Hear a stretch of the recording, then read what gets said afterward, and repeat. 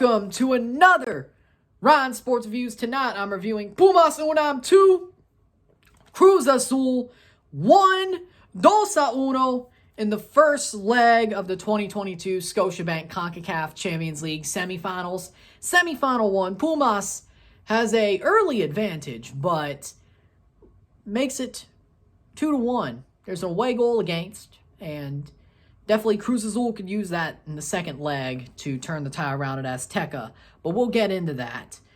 Goals were scored as follows. In the 38th minute, Juan Dineno, ball played in, he takes a shot, goes off. Couple of rebounds, taps it in.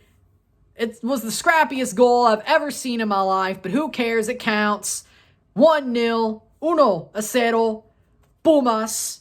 38th minute, Juan Dineno. Then in the 45th plus 2 minute, ball crossed in by Alan Mozo. Defender just falls into the box for Cruz Azul, just drops down. Open header for Juan Dineno. Aguilar was the one who fell? Yeah. Juan Dineno has an open header, puts it near post, easy as you like. 2-0, 45 plus 2, 2-0, goleador de Concacaf champions, Juan Dineno. What a player. Definitely winning Golden Boot, no matter if Pumas win the tournament, don't make the final, or just lose, he's winning Golden Boot. If he keeps on scoring like this, they could win the tournament. On fire right now, Juan Dineno. Halftime ends up being 2-0, 2-0, 82nd minute, Christian Tabo. Ball played in by Morales, falls to Tabo, he taps it into the net, kisses off the post and into the goal all the way through in the 82nd minute. 2-1, Christian Tabo, Cruz Azul, 2-1. They have the away goal. That's the way the match would end. 2-1, 2-1 for Pumas. Going away next week to Azteca to defend a 2-1 lead with an away goal for Cruz Azul. They should be able to do it the way they played, but it's possible they don't. It's not a dominant win. I thought if Pumas won 3-0 or 3-1, it would be completely over, but they couldn't get that third goal to ice the tie. They have to defend it in the Azteca, which, the way it is to me, you really don't want Pumas to be on the back foot or have to defend. They love being on the front foot and just pushing the game their way, so may not be helpful. Full-time stats, 13 shots to 10, 8 shots on goal to 5, 56% possession to 44% possession, 378 passes to 281 passes, 81% pass accuracy to 94% pass accuracy, 10 fouls to 16, 1 offside to 5, 1 yellow card to 2, 0 red cards to 0, 3 corners to 5. Before I talk about the rest of the match, also hit that subscribe button, hit that like button, hit that join button or the link in my description to become a YouTube member. Anything's appreciated. $1.99 or $4.99 a month. Help support the channel. Send super chats. Comment on this video. Put this in a playlist. Share it with friends and family. Hit that bell notification. Once you subscribe, do all of that. It'd be awesome. Now let's get into the rest of this match, or what I think about this match. Pumas were the better team throughout the whole match, except for about the last 15 minutes. And then Cruz Azul started coming alive, score a goal. They push on, trying to tie it up, because if they do, I think they win the tie. If they had tied it up, I thought they would win next week and do what they had to do to win the tie, whether it was on away goals or whether it was an outright win.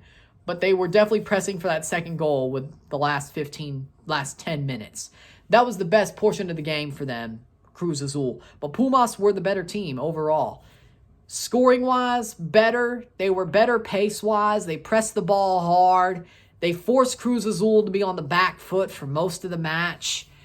I love the way Pumas play. Pumas play in a way that as long as they're on the front foot, they're going to dominate you, and you cannot let them be on the front foot.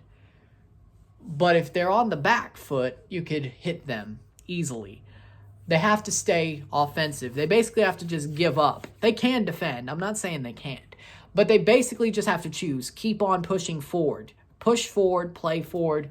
Do all you can to keep the game going forward. And that's what they do. And that's what they did in this match. They went forward. Just kept on running, pushing to press the ball, getting the ball off defenders, breaking up passes, making good runs, passing well, taking good shots. setting up positions as to where they were in the better position to score.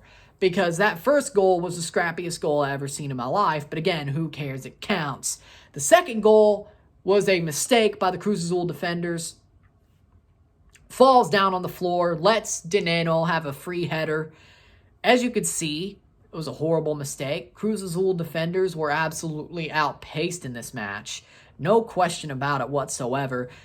Gerardo looked horrible. He looked hurt too, but he looked horrible. Why are they not starting Jesus Corona is my question. Is he hurt? Is he hurt? He has to be, I guess. But then again, didn't they do this last year in the Champions League? Like they rode Corona up until it absolutely was over pretty much. Or Gerardo until it pretty much was over. Didn't they do this before too? Jeez. Cruz Azul, like, do they really want to win this tournament? Do they really want to win the CCL? Or are they just happy with breaking the curse in Liga MX?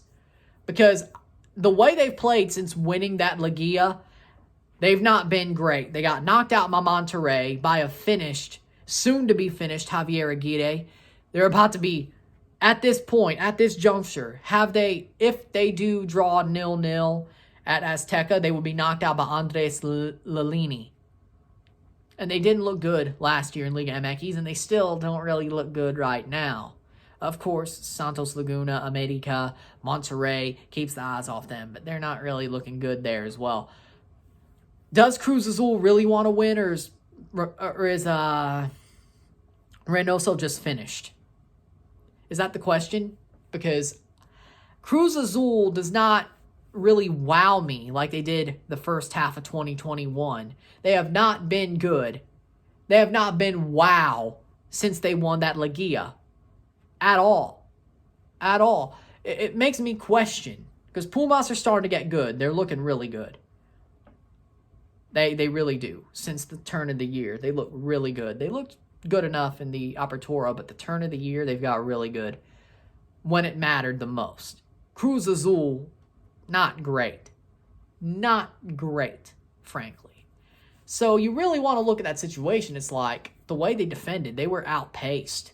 The midfield outpaced, defenders outpaced. The only player who looked like he tried for Cruz Azul tonight was Uriel Antuna.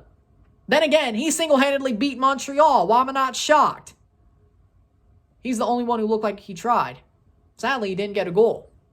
He was close a couple of times. Then he got pulled off for Christian Tabo, or in that triple sub where Tabo came in. I think he was actually lifted for Tabo, who did score a goal. So I guess that was the right sub at the time, but still, Antuna was the only one who really tried. That last 15 minutes for Cruz Azul was good. If they come back and win the second leg, or win 1-0 and win on away goals, or something like that, I guess it turns out fine. If they don't, well, you're screwed. Those last 15 minutes only really show if they mattered if they win next week and win the tie. Not just win the match, win the tie. But if they win the match, they do win the tie in, I think, every situation. So if they do that last 15 minutes where they actually look pretty good is what matters. But they woke up way too late, but at least they got the away goal. If you're a Cruz Azul fan, you should be very happy about that. Now, Pumas, on the other hand, were dominant. And you would hope that they just press on. They don't defend the lead at Azteca. They go for the away goal to take away that advantage and then just keep on pushing. That's what you got to hope for there if you're a Pumas fan. Because Pumas, they're better when they're on the front foot. The way it's been, they're better on the front foot. They're not afraid. But if they're defending, they're not great. As you can see, the away match in New England, they weren't on the front foot. They were defending because of the early goal. They were defending, trying to keep it as low as it could be. They didn't really look for the away goal. They were on the back foot. They didn't look good. In Saprissa, kind of on the back foot. Didn't look great. The home legs, they've looked amazing most of the time. Going away is one of the questions. And second of all, being on the back foot. Are they going to defend this lead or try to expand it? If they try to expand it and not worry about playing away in Mexico, of all places, which it's Mexico, it should be fine. Still Mexico City anyway. Should be fine. Are they going to just go for it? Because if they do, they could win this tie. I have a feeling they do. If they step back and try to defend the lead, Cruz Azul could easily come back at home at Azteca.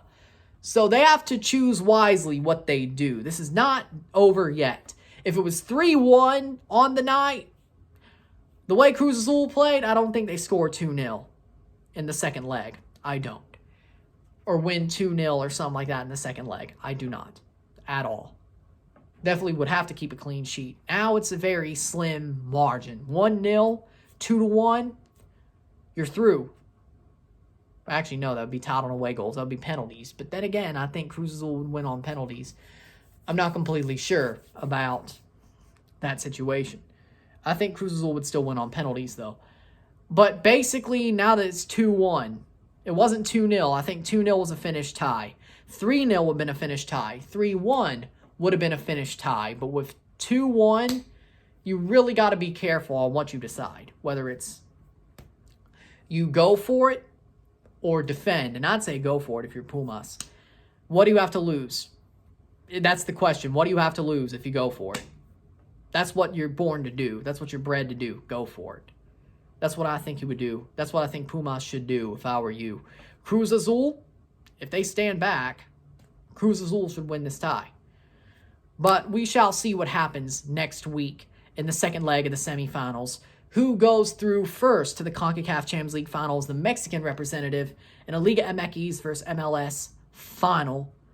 And we will find out who they're waiting for over who at first looks like they have the upper hand to be going forward into that match. And then the next day, next Wednesday, we'll find out who we have in our final for the end of April and early May. So that'll be a good one. With that being said, I hope you enjoyed this video. If you like this video, like, share, subscribe, hit that bell notification once you subscribed, hit that join button or the link in my description to become a YouTube member. $1.99 a month or $4.99 a month. Anything's appreciated. Help support the channel. Be awesome if you do. Also send super chats on the live streams. Comment on this video. Put this in playlist. Share it with friends and family. All that great stuff. Be nice to see that. Tomorrow I will be live for Seattle Sounders versus NYCFC. I think DSO Talk NYCFC will be here as well. And I'll also do a RSR for Seattle versus New York City FC. I will see you then. Be a good day for the second match of the semifinals. A good end of the CCL midweek for this week. I'll see you then. I'm Ryan and I'm out. Peace. See you later. Enjoy your night. I'll see you tomorrow. Peace.